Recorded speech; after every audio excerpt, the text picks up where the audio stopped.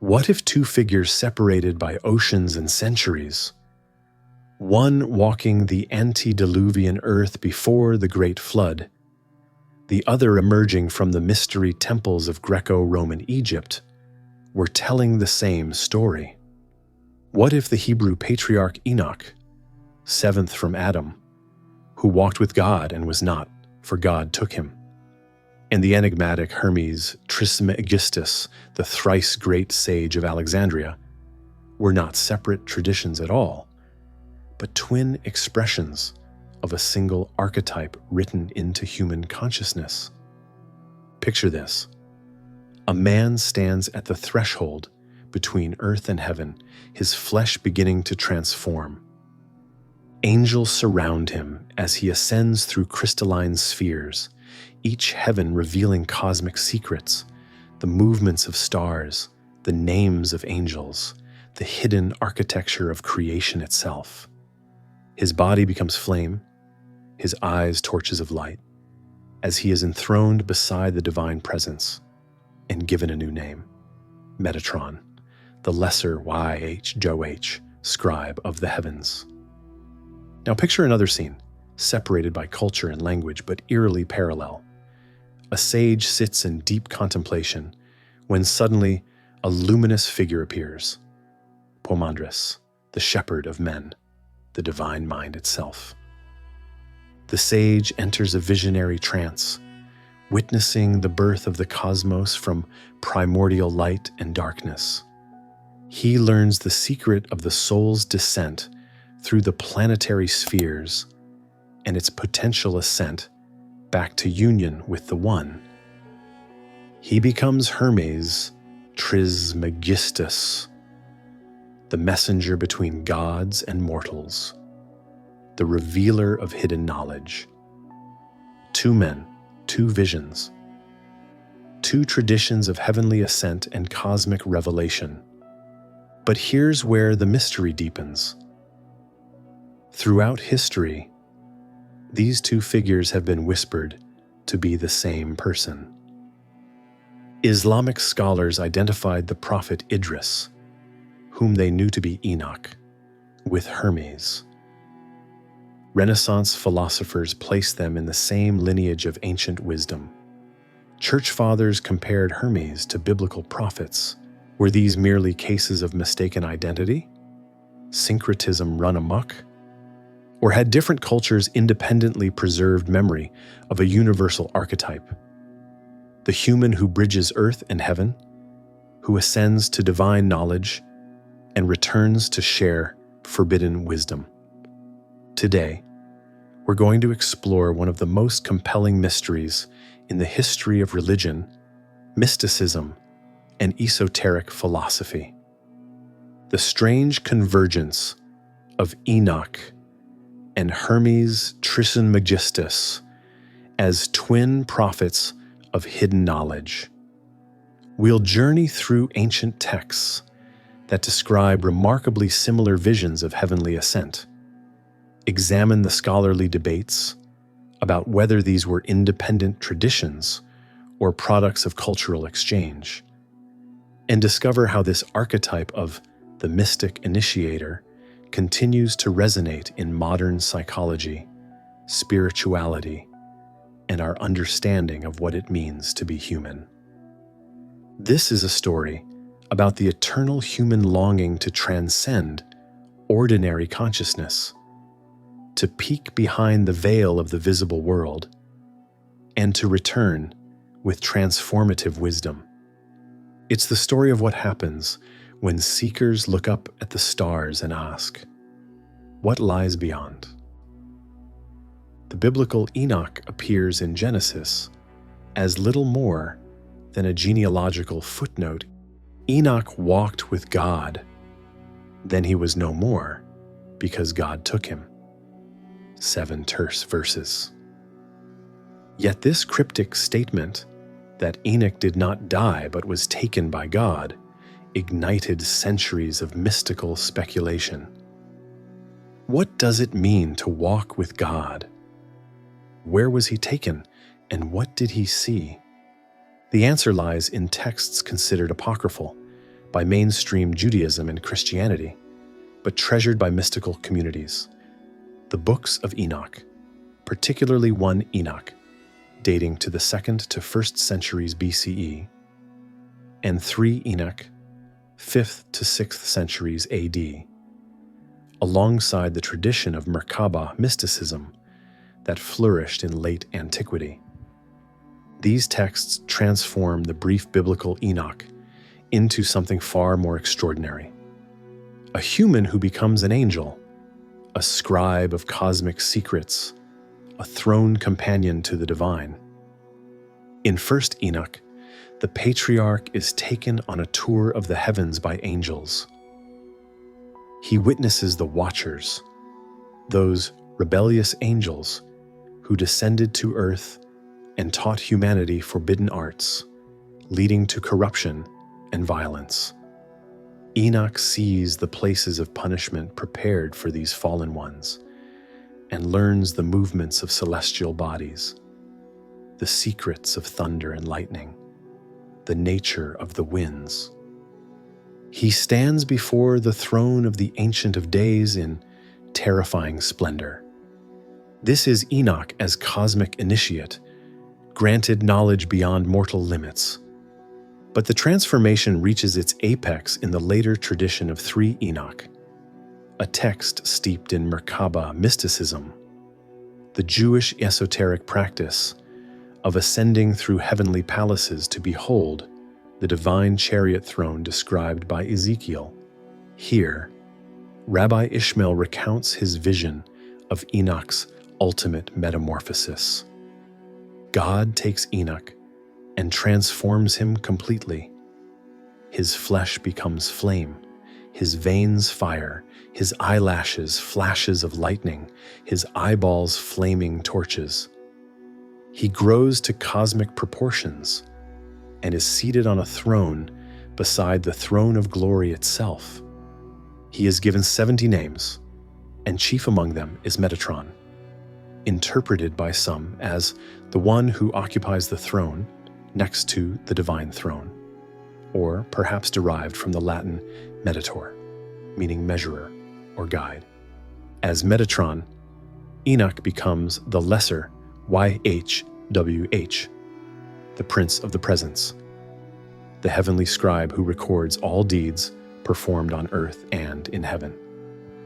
He becomes the mediator between God and Israel, the teacher of Moses, the revealer of Torah's hidden mysteries. This is crucial.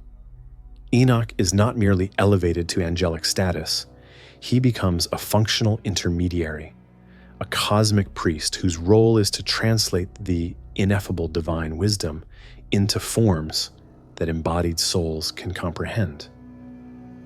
What's striking about the Enochic tradition is its emphasis on knowledge as the fruit of ascent.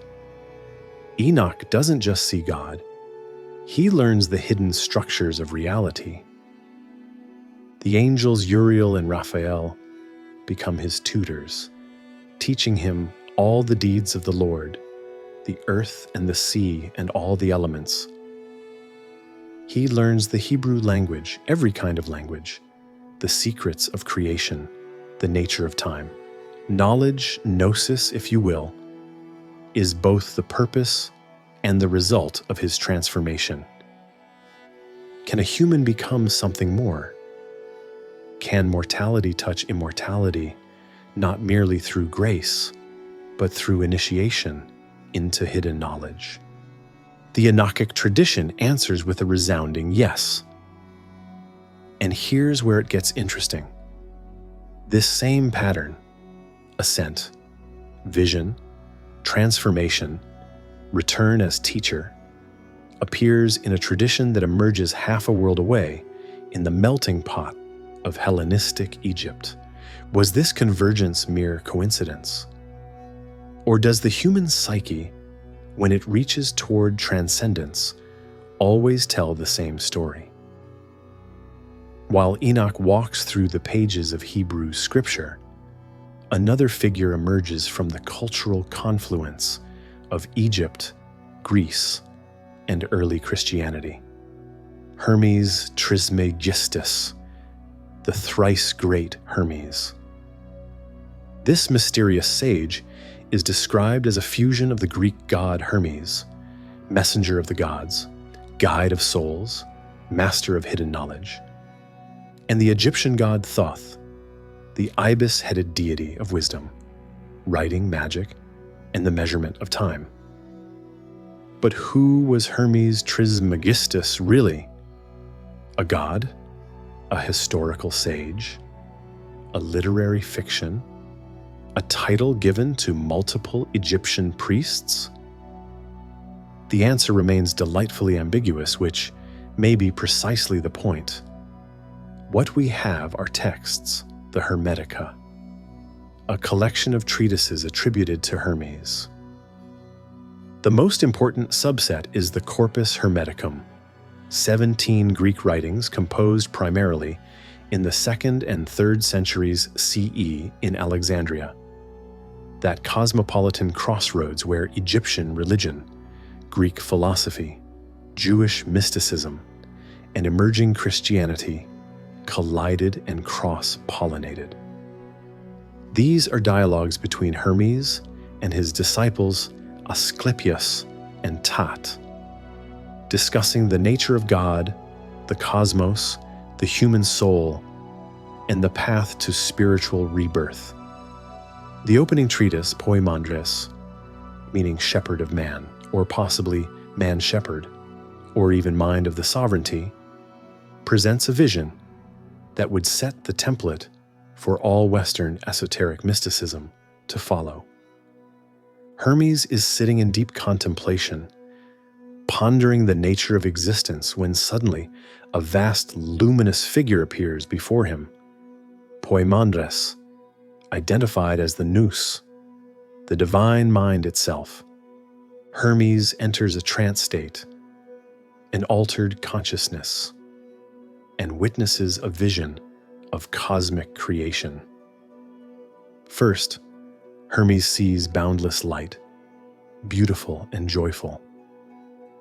Then watery darkness appears, a sort of terrifying and hateful chaos roiling beneath. From the light comes a sacred word, the Logos, which organizes the chaos. The elements separate. Fire and spirit rise upward. Earth and water sink downward. Then Hermes sees something extraordinary. A luminous figure, the primal man, or anthropos, descends through the 7 planetary spheres. Each sphere imprints him with its qualities: the martial nature of Mars, the communication gifts of Mercury, the leadership of Jupiter. The anthropos looks down into matter and sees his reflection in the waters.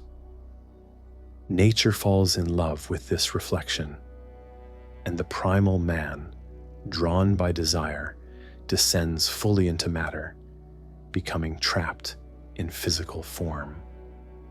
This is humanity's origin according to Hermetic teaching. We are divine beings who descended into matter, now carrying both a heavenly nature that yearns to ascend and a material nature that binds us to earth. We are, in essence, exiles from a higher realm, spiritual beings having a material experience. Does this sound familiar? It should. We'll come back to this. But the Hermetic corpus doesn't end with diagnosis. It offers therapy. Book 13, On Rebirth, describes a process of spiritual transformation that Hermes calls palingenesia, regeneration, or rebirth. The disciple Tat asks his father Hermes how one can achieve immortality. Hermes responds that one must be reborn in the mind. This involves a mystical process where the vices associated with material existence, the torments of matter, are cast off, and the virtues or powers of God take their place. The seeker is reborn, not physically, but spiritually, becoming a God-born being while still in the body. And here's the key parallel to Enochic mysticism. This rebirth involves ascent. The soul, having been imprinted with the qualities of the 7 planets during its descent, must now ascend back through these same spheres, shedding at each level the passions and limitations imposed by that planetary sphere. At the first sphere, the seeker releases the power of growth and decay. At the second, evil cunning. At the third, the illusion of desire. And so on, until the soul passes beyond the 8th sphere, the sphere of fixed stars, and enters the realm of pure being, becoming one with God. This ascent isn't just metaphorical. In Hermetic practice, it was envisioned as an experiential, mystical journey. The adept would use contemplation, spiritual exercises, perhaps sacred rites, to actually travel through these levels of consciousness. Like Enoch, ascending through the heavens, the Hermetic mystic climbs through the spheres.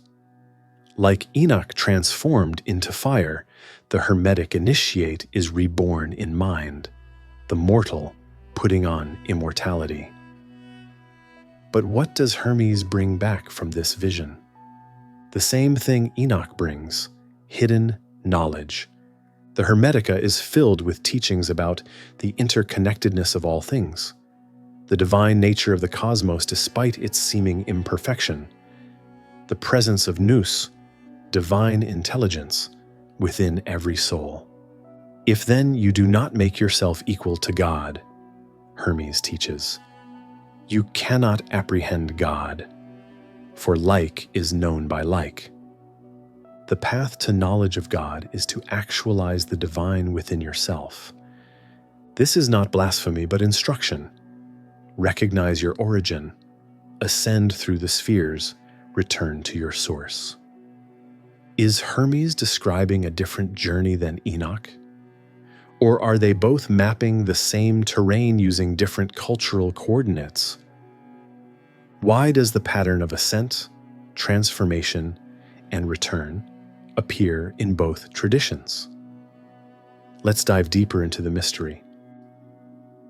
So we have 2 traditions, emerging from different cultures and times, describing remarkably similar mystical experiences: heavenly ascent through multiple spheres or heavens, transformation of the seeker from mortal to something more than human, revelation of cosmic secrets, and a return as teacher and intermediary.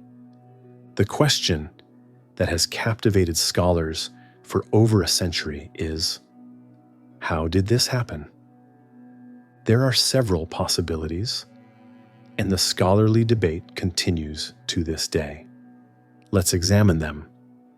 The first and simplest explanation: these were entirely independent traditions that happened to develop similar motifs because they were addressing similar human questions. The experience of trance states, meditation, and mystical visions may produce similar phenomenological results across cultures. When humans try to conceptualize transcendence, they naturally reach for metaphors of height, ascending to heaven, climbing a ladder, passing through layers of reality. The transformation of consciousness might naturally be expressed as bodily transformation. In this view, Enoch and Hermes are parallel developments, not because one influenced the other, but because the human religious imagination, when properly primed, tends toward certain archetypal patterns. The second possibility: cultural exchange and syncretism. Hellenistic Egypt was a crossroads of civilizations. After Alexander the Great conquered Egypt in 332 BCE, Greek culture flooded into a land with thousands of years of its own esoteric traditions. The Jewish diaspora in Alexandria was substantial. We know that Jewish scriptures were translated into Greek in this period, the Septuagint, and Jewish philosophers like Philo of Alexandria were actively synthesizing Hebrew thought with Platonic philosophy. Some scholars argue that the Hermetic texts show clear influence from Jewish apocalyptic literature, including Enochic traditions. Consider the timing. The earliest Enochic texts date to the 2nd to 1st centuries BCE. The Hermetic corpus was composed in the 1st to 3rd centuries CE. They overlap. Alexandria was exactly the kind of place where a Greek-educated Egyptian priest might have encountered Jewish mystical texts, and vice versa. The Hermetic emphasis on the nous, divine intelligence, has Platonic roots, yes, but it also resonates with the Logos theology, developing in Jewish and Christian circles. The seven-sphere ascension model appears in both traditions and in Gnostic texts from the same period and place. But here's where it gets fascinating. Islamic scholars from the 8th century onward didn't see Enoch and Hermes as parallel traditions requiring explanation. They saw them as the same person. The Quranic prophet Idris, whom Islamic tradition unanimously identified with the biblical Enoch, was also identified with Hermes Trismegistus. Medieval Muslim scholars wrote that Hermes is Idris, and that this figure was the first to teach astronomy, writing, medicine, and the sacred sciences. Some accounts described a threefold Hermes. The first Hermes Enoch Idris before the flood, the second in Babylon, who taught Pythagoras, the third in Egypt, who taught alchemy. Was this Islamic identification merely a later confusion, or did it preserve an older memory of connection? The Baha'i faith's founder, Baha'u'llah, also identified Idris with Hermes. Some Renaissance Christians, following the Prisca Theologia tradition, placed Hermes in a line of ancient prophets that included Enoch, Noah, and Moses, figures who preserved primordial divine wisdom through successive ages. Joachim Bouvier, a Jesuit missionary to China, even proposed that Hermes, Zoroaster, Enoch, and the Chinese sage Fuxi were all the same person. The third possibility, and perhaps the most provocative, is that both the Enochic and Hermetic traditions were drawing on even older sources, now lost. Egypt's mystery tradition stretched back millennia before either Alexander or the Jewish exile.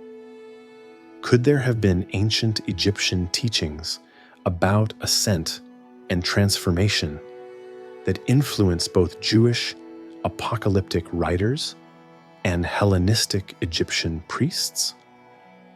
Some scholars have argued that elements in the Hermetica reflect genuine Egyptian religious thought, not just Greek philosophy and Egyptian dress. The emphasis on writing, on the god as scribe, on sacred knowledge carved in hieroglyphs. These point back to Thoth, who was ancient when Greece was young. Or perhaps, and this is where we enter the realm of perennial philosophy, Enoch and Hermes are cultural expressions of a universal archetype. Carl Jung would call this the archetype of the psychopomp, the guide between realms, the mediator between conscious and unconscious, the one who has made the journey and can show others the way.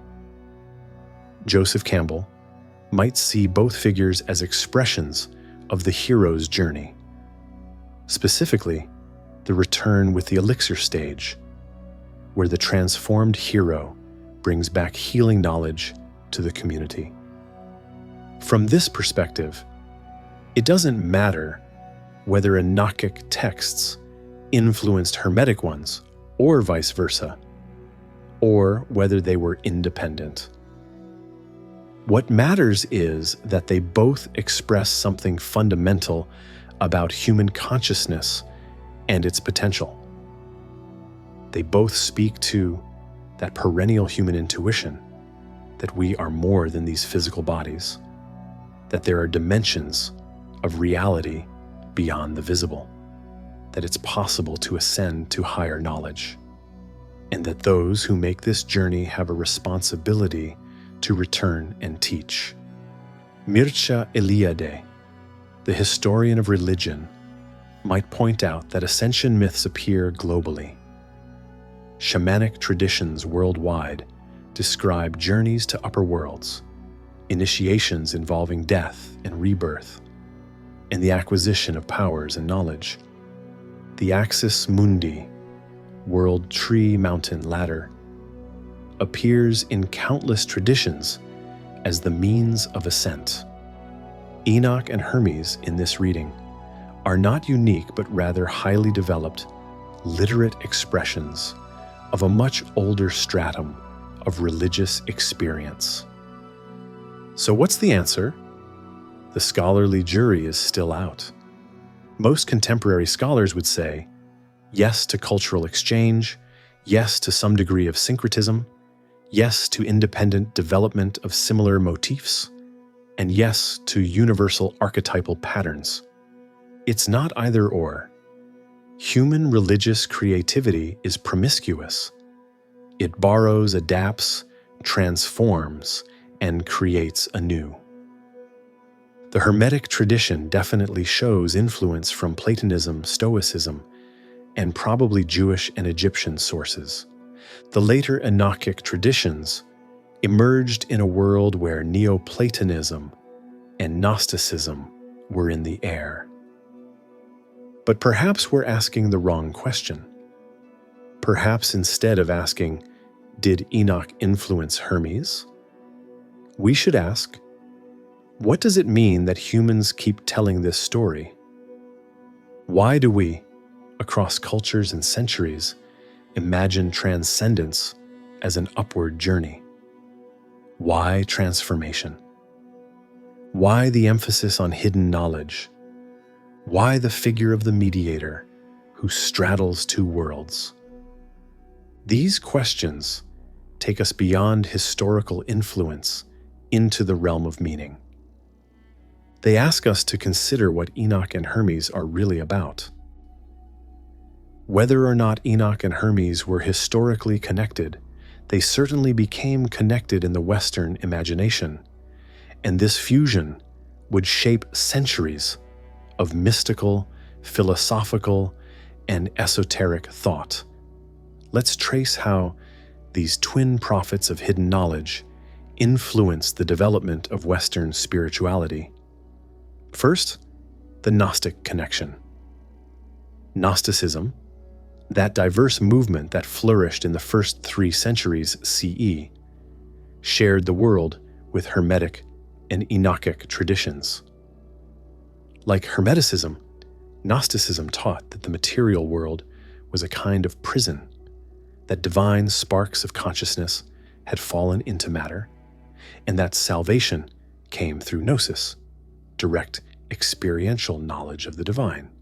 Gnostic texts are filled with ascension narratives. The soul's journey back through the archons, rulers of the spheres, shedding at each level the garments of matter and illusion.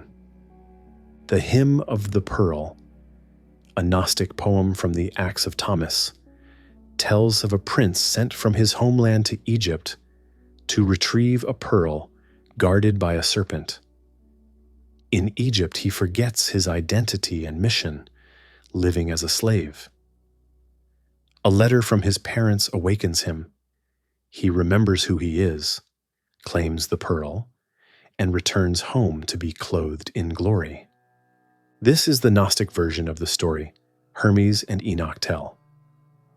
We are all princes from a higher realm who have forgotten our origin and must wake up, remember, and ascend home. 3 Hermetic texts were even found among the Nag Hammadi library, that treasure trove of Gnostic writings discovered in Egypt in 1945. The boundaries between Hermetic and Gnostic were evidently porous. Both traditions emphasize personal spiritual experience over institutional authority, esoteric knowledge over exoteric faith, and the goal of divinization, becoming godlike through knowledge and transformation. Next, the Jewish mystical tradition absorbed Enoch. The Merkaba mystics of late antiquity, who practiced visionary ascent to behold the divine chariot throne, saw Enoch Metatron as their patron and exemplar. Later, in medieval Kabbalah, Metatron occupied a unique position, the highest of angels, so exalted that he was almost a separate deity, which worried some rabbis about the danger of 2 powers in heaven.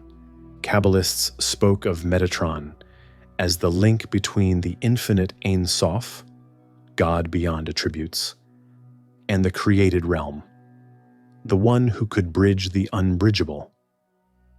Interestingly, Kabbalah developed in the 12th and 13th centuries in southern France and Spain, the same time and region where Jewish scholars were encountering Islamic philosophy, which included Hermetic texts. Medieval Jewish philosophers like Abraham ibn Ezra and Moses ibn Ezra referenced Hermetic ideas. Some scholars argue that Kabbalah itself represents a Jewish synthesis of Neoplatonic, Hermetic, and indigenous Jewish mystical elements. Once again, Enoch and Hermes were traveling together. Then came the Renaissance. In 1462, Marsilio Ficino, at the request of his patron Cosimo de' Medici, translated the Corpus Hermeticum from Greek into Latin. Ficino believed these texts were of immense antiquity, written by Hermes Trismegistus, who he thought was a contemporary of Moses, or even earlier. He interrupted his translation of Plato to prioritize the Hermetica. Such was the prestige he attributed to them. Ficino and his student Giovanni Pico della Mirandola developed the concept of Prisca Theologia, the ancient theology, or Prisca Sapientia, ancient wisdom. The idea that there was a single true, divinely revealed knowledge given to humanity in the remote past. This knowledge had been preserved by a line of ancient sages, Hermes Trismegistus, Zoroaster, Orpheus, Pythagoras, Plato, and by the prophets of Israel, including Moses, and yes, Enoch. For Ficino, Hermes was a pagan prophet who foresaw Christianity. Church fathers like Lactantius and even Augustine had made similar claims centuries earlier.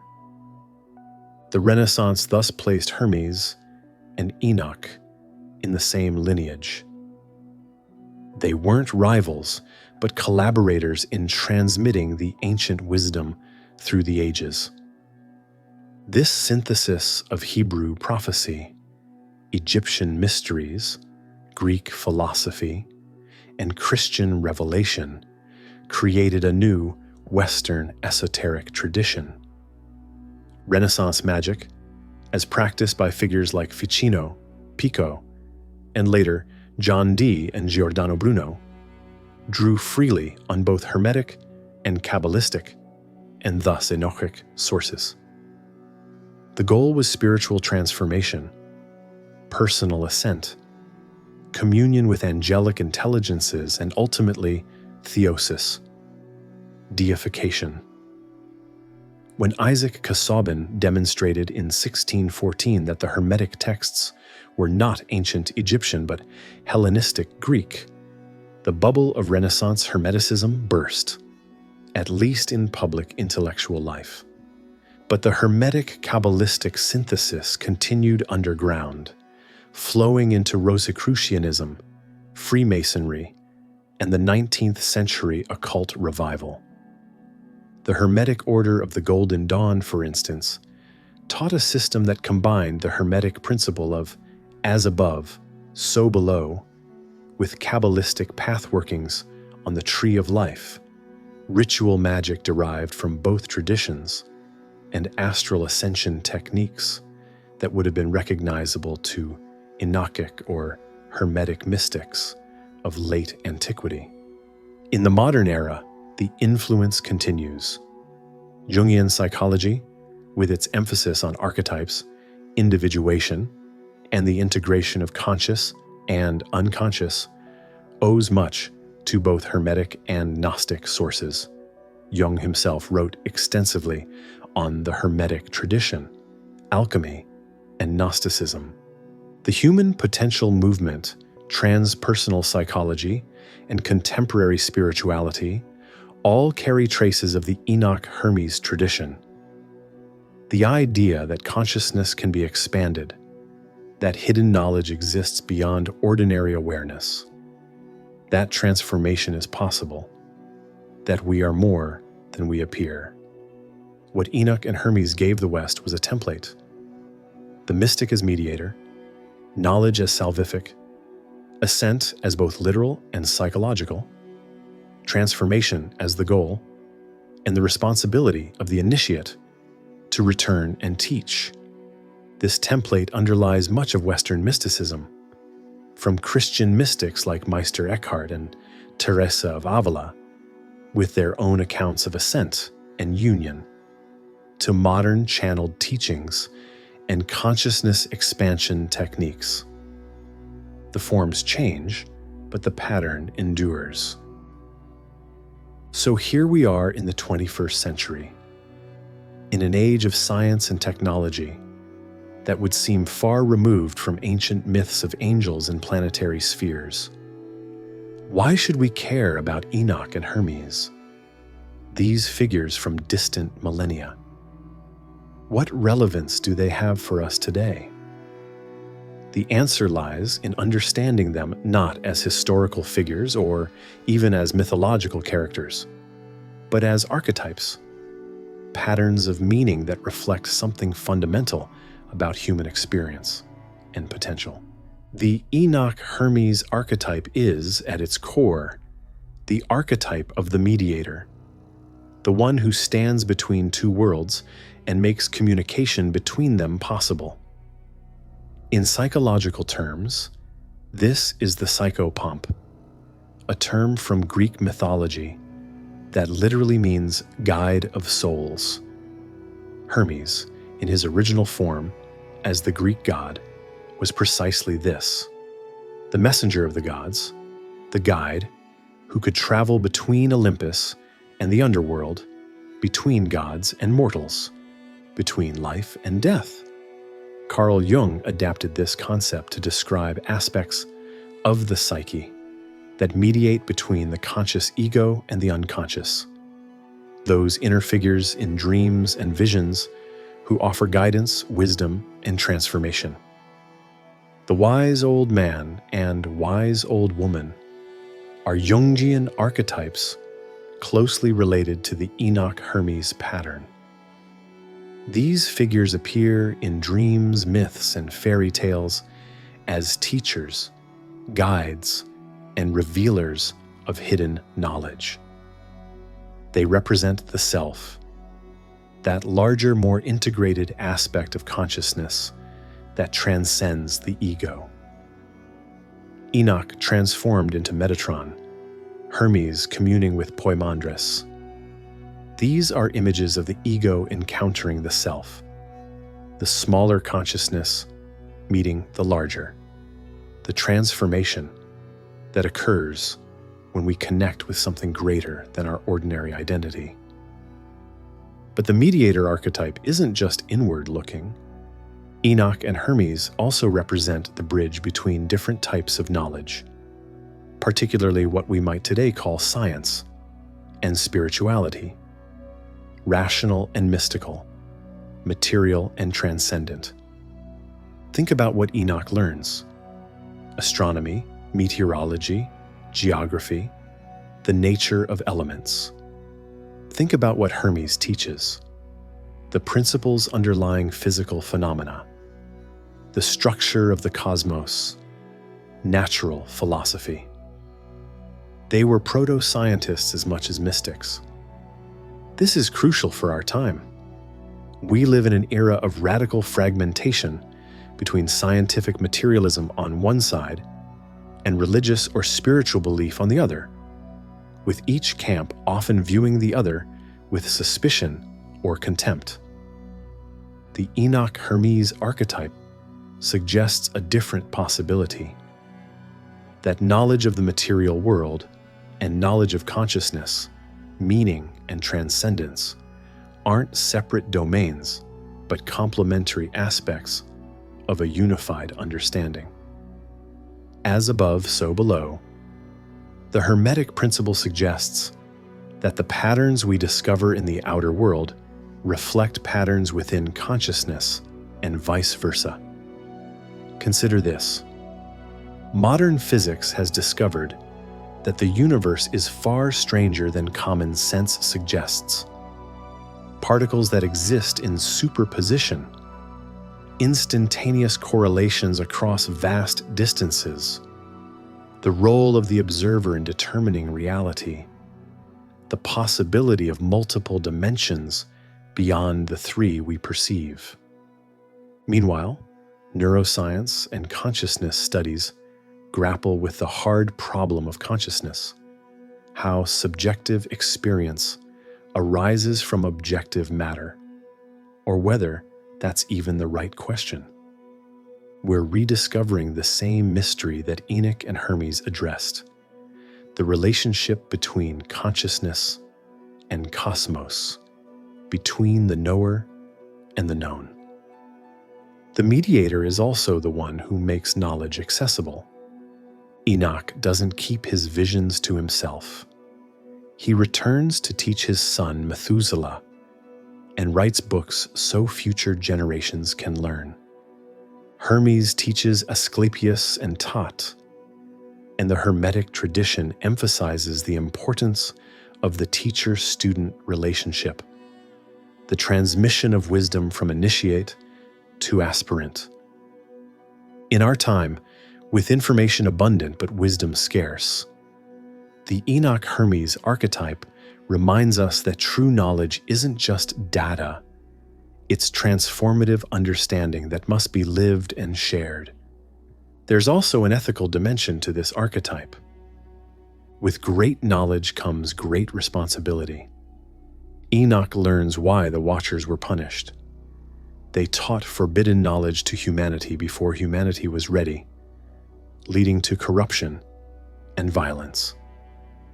The Hermetic texts emphasize that the path to knowledge requires moral purification. The vices must be cast out before the virtues can enter. Hidden knowledge isn't hidden because of some conspiracy. It's hidden because it's dangerous without the requisite development of character and consciousness to handle it responsibly. In our age of powerful technologies, genetic engineering, artificial intelligence, quantum computing, we face the same questions the ancient texts grappled with. How do we develop wisdom commensurate with our power? How do we ensure that expanded knowledge leads to human flourishing rather than destruction? The mediator archetype suggests that technical knowledge without spiritual, ethical development is dangerous, but also that rejecting knowledge in favor of faith alone is insufficient. What's needed is integration. the marriage of knowledge and wisdom, power and compassion, science and spirit. Finally, and perhaps most importantly, the Enoch Hermes archetype speaks to human potential. The consistent message of both traditions is that transformation is possible. You are not stuck as you currently are. Consciousness can be expanded. Hidden dimensions of reality can be accessed. The mortal can put on immortality not just after death, but through a process of initiation and realization that can begin now. Your flesh can become flame, not literally, probably, but metaphorically, as the dull routine of ordinary consciousness gives way to something more awake, more alive, more integrated with the larger patterns of existence. This is the gift these twin prophets still offer us. Not belief in ancient cosmologies that modern science has superseded, but the invitation to undertake our own journey of transformation. The specific geography, 7 heavens, or 7 planetary spheres, matters less than the fundamental pattern. That consciousness has levels, that those levels can be navigated, that guidance is available, that transformation is the birthright of human beings, and that those who transform have a responsibility to help others. Whether you approach this psychologically, spiritually, or philosophically, the archetype remains potent. We all stand between worlds, between conscious and unconscious, between matter and meaning, between our current limited awareness and our potential expanded consciousness. We all need guides, whether they appear as dreams, teachers, texts, or that still small voice within. And we all have the potential to become, in our own way, mediators, bridging gaps, translating between different modes of knowing, helping others navigate the territories we've explored. The archetype of the mystic initiator, the prophet of hidden knowledge, the one who ascends and returns. This is not the exclusive possession of ancient figures in dusty texts. It's a potential that lives in human consciousness, available to each generation, waiting to be activated by those willing to undertake the journey. Enoch and Hermes are not our masters, but our mirrors, showing us what humans can become when they reach beyond the visible toward the infinite. We've journeyed through millennia, from the antediluvian world of Enoch to the cultural crossroads of Hellenistic Alexandria, from late antique Jewish mysticism to Renaissance magic to modern psychology. We've examined texts describing heavenly ascensions, cosmic secrets, and human transformation. We've explored scholarly debates about whether these were independent traditions or products of cultural exchange. And we've discovered how these twin prophets, whether one person, two, or an archetype, expressed through many, shaped Western mysticism and continue to speak to us today. So where does this leave us? Were Enoch and Hermes the same person, as Islamic tradition and some Renaissance thinkers claimed? Probably not in any literal historical sense, though who can say with certainty? Did the Hermetic tradition borrow from Enochic texts, or vice versa? Almost certainly there was some cultural exchange in the cauldron of Hellenistic Alexandria, though the influence likely flowed in multiple directions. But perhaps these questions, for all their scholarly interest, miss the deeper truth. Maybe the real answer is that Enoch and Hermes are two names for the same mystery, not the same person, but the same archetypal truth about human consciousness and its potential. They're both expressions of that perennial human experience of transcending ordinary awareness, of touching something infinite, and of returning transformed with knowledge to share. The story they tell together is this: you are not merely what you appear to be. There are dimensions of reality beyond the visible. Knowledge exists that can transform consciousness. The journey upward is possible through the spheres of awareness, through the heavens of understanding, through the levels of being. And those who make this journey don't disappear into solitary bliss. They return as teachers, guides, mediators. They stand between worlds, translating the language of the infinite for those still bound by the finite.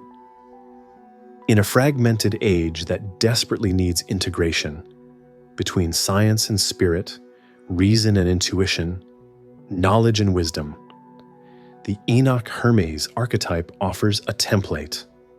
Be the bridge, seek the hidden knowledge, undertake the transformation, but then return. Share what you've learned. Help others navigate the territory. Become, in your own life and context, a mediator between the known and the unknown, the conscious and the unconscious, the earth and the heavens. Whether we call this figure Enoch, Hermes, Idris, Thoth, or simply the Wise One, the invitation remains the same. Walk with God, as Enoch did. Seek the divine mind, as Hermes did. Ascend, transform, learn, return, teach. The twin prophets of hidden knowledge aren't fossils from the past. They're maps for the future, showing each generation the path from what we are to what we might become. And perhaps that's the ultimate hidden knowledge they both revealed, that the secret was never really hidden at all. It was always there, written in our myths, our dreams, our deepest intuitions. We carry within us the capacity to bridge earth and heaven. We are, all of us, potential mediators, standing at the threshold between the visible and invisible worlds. The question is not whether the journey is possible. The question is, are you ready to begin?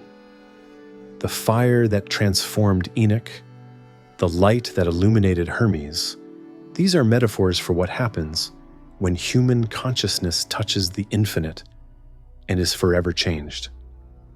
And that fire, that light still burns. It's burning now, in this moment, waiting for those bold or curious or desperate enough to reach toward it. Two sages, two visions, two traditions, or one eternal truth reflected in different mirrors. In the end, perhaps Enoch and Hermes are asking us not to choose between them, but to recognize ourselves in both, to see in their ascensions an image of our own potential, to hear in their teachings an echo of that voice within that calls us upward, to understand that hidden knowledge isn't really hidden. It's just waiting for us to develop the eyes to see, the ears to hear, and the courage to undertake the transformation that makes seeing and hearing possible. The twin prophets point to the same horizon. Beyond the visible, beyond the material, beyond the ordinary, there lies something more. And the path to it runs through the center of who you are, waiting to be discovered, waiting to be walked, waiting to transform the walker into something greater than they imagined possible.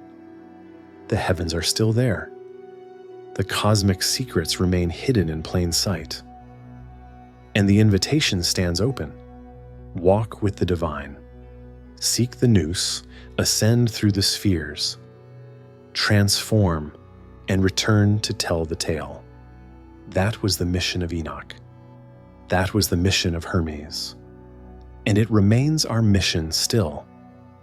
Each generation rediscovering what the wise have always known, that humans can touch the infinite, and in touching it, become mediators of its wisdom to a world desperately in need of light.